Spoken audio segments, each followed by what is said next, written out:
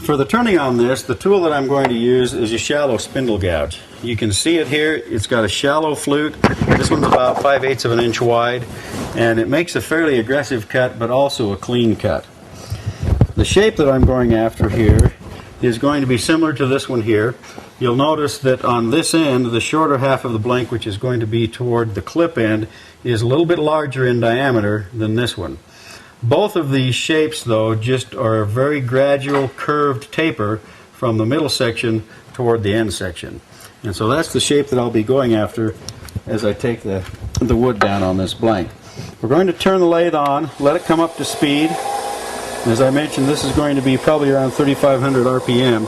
And then we'll come in with the tool and we'll start toward the end and just make a light, come back about 1/4 of an inch and make a light cut toward the end. And then we'll move the tool a little bit further to the left and continue taking off those square corners.